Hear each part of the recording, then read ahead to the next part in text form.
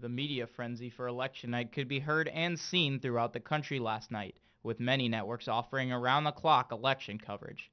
President Barack Obama was re-elected as president over Republican candidate Mitt Romney, with CNN, CBS, NBC, and ABC each vying for the viewership of the American people. But while the coverage was vast, was it up to standard? Senior faculty member for broadcast and online media at the Poynter Institute, Al Tompkins, says the television coverage was exceptional. The television networks, I thought, last night did exceptionally well. Their coverage was broad, it was accurate, it was very quick for such a complicated, incredibly close election.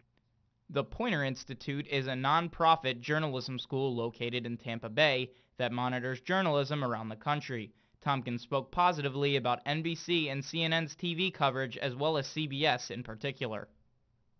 CBS had some interesting components.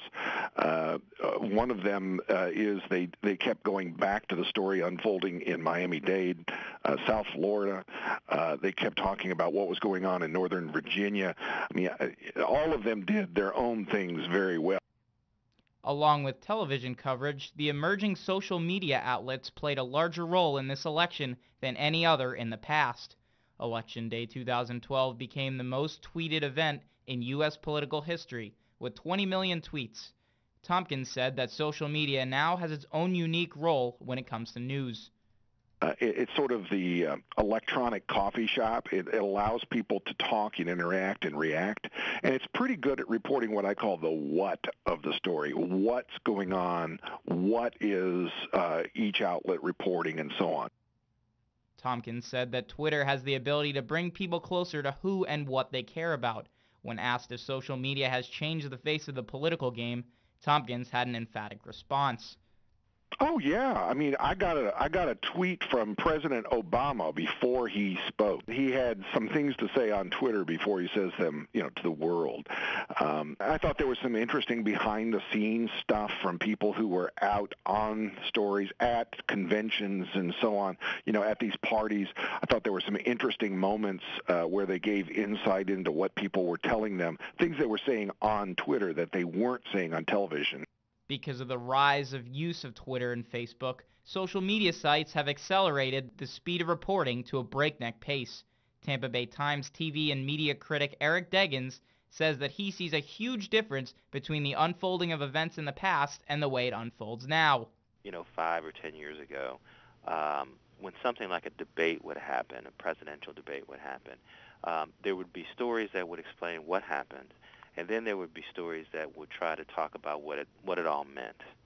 And that process 10 years ago might take a couple of days. You'd have the first stories that came out would be about what happened, and then maybe the next day you'd have a story about what it all means.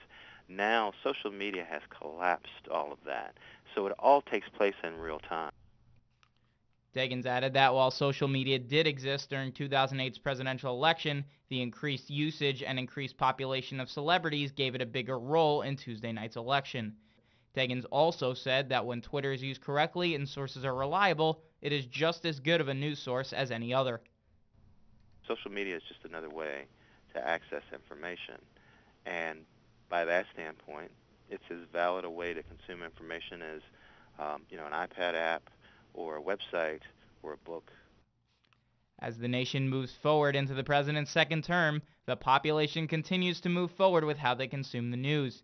Deggans and Tompkins agree that social media is here and it's here to stay.